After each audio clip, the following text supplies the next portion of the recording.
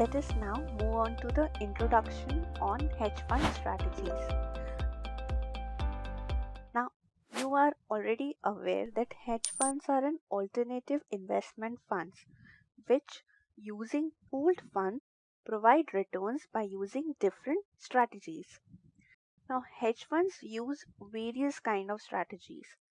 Each hedge fund manager tends to claim that his strategy is unique and it has not been till date used in the world by any other hedge fund manager. A hedge fund manager shall be ready to reveal the complete details of his strategy only if he or she has used it pretty well and has decided that it shall not be worth pursuing now. Nevertheless, hedge fund managers are usually willing to describe the general sketch of their strategies in a way that do not divulge potentially profitable trading information.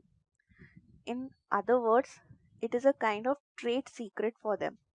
So remember, even if you go and ask hedge fund managers, they will never tell you in detail that what strategies I am applying in my hedge fund and how and when I'm going to apply which of the strategy.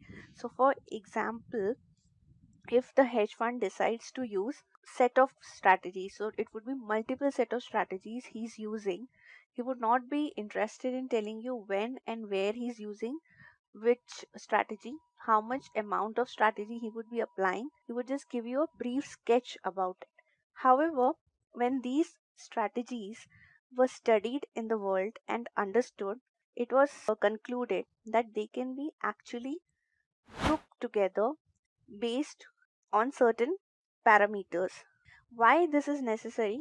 Because it would then help an analyst or an investor in determining the manager's skill and evaluating how a particular strategy would perform under certain macroeconomic conditions. As of today, there is no consensus on the number of strategies that are available in the world. So remember, there are no consensus on the number of strategies available in the world.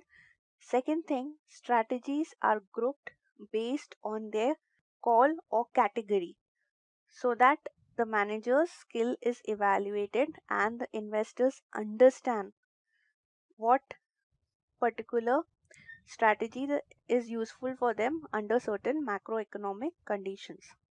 Now, hedge funds are segmented according to the asset class they invest in. So it could be either equity asset class or it could be debt asset class.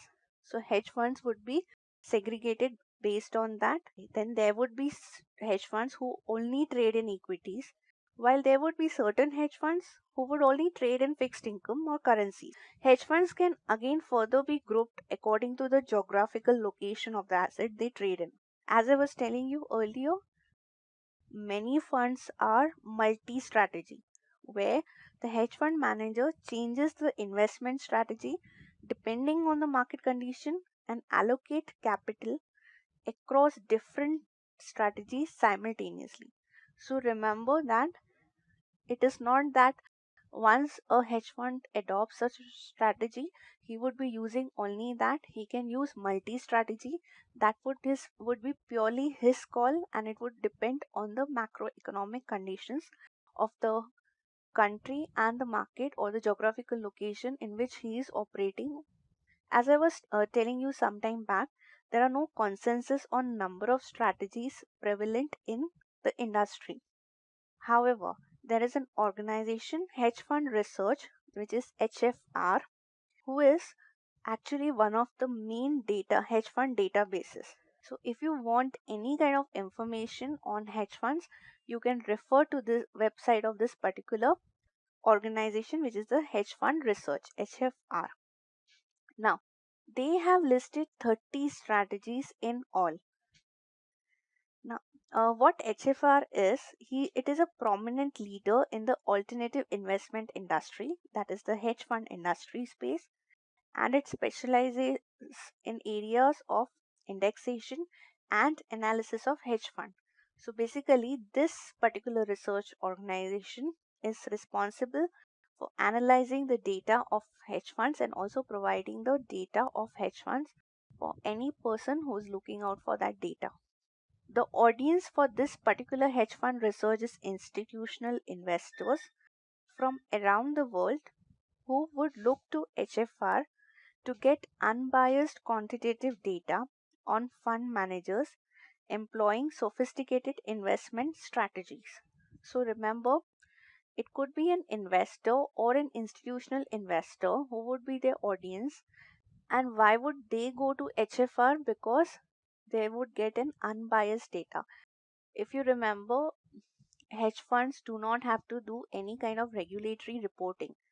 They do not have to disclose their books of accounts in public. So generally, hedge fund investors would rather have to depend on the data provided by their hedge fund managers, which can be biased. So to ensure that their investments are safe, HFR would qualify as a database which can give them unbiased information about any hedge fund. Similarly, there is one more database which is known as TAS. Okay, now this is a Lipper hedge fund database, we call them. They have listed 17 strategies. TAS is run by Thomson Reuters. It has been operating since 40 years now.